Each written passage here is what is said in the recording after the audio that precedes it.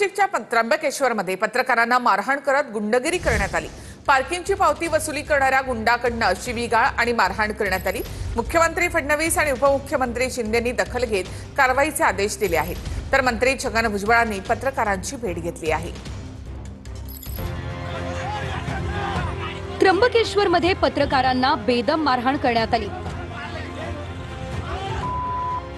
त्र्यंबकेश्वर मधल्या entry fee वरून कंत्राटदाराच्या गुंडांनी गुंडगिरी केली। पत्रकार किरण ताजने यांना बेदम मारहाण करण्यात आली। पत्रकार योगेश खरे यांना छत्रीनं मारहाण करण्यात आली आहे, तर पत्रकार अभिजित सोनवणे यांना काठीनं मारहाण करण्यात आली आहे।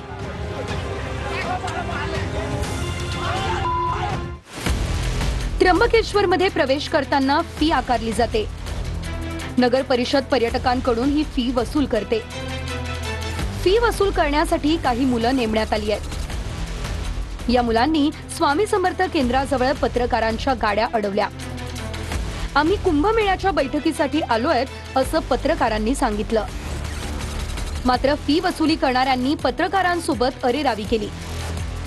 वाद वाढल्यानंतर पत्रकारांना गाडीतून खाली उतरवून मारहाण करण्यात आली।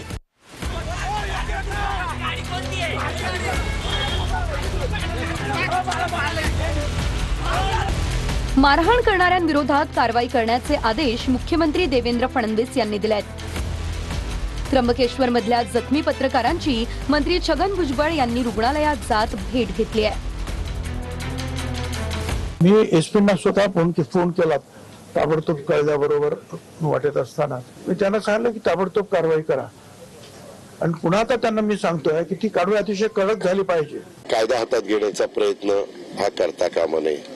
नक्की काय झालं, संदीप कर्णिक तिथं सीपी आहे, कुणाच्या हद्दीत झालं ते मी लगेचच गाडीत बसल्यानंतर पाहतो, विचारतो। अशा प्रकारची मारहाण होणे हे अत्यंत दुर्दैवी आहे, वाईट आहे। मी आत्ताच एसपीशी आणि सीपीशी बोलेल आणि कडक कारवाई त्या लोकांवर झाली पाहिजे ज्यांनी मीडिया बंदूवर हात उगारला किंवा त्यांना गंभीर दुखापत केली। मी निश्चितपणे ती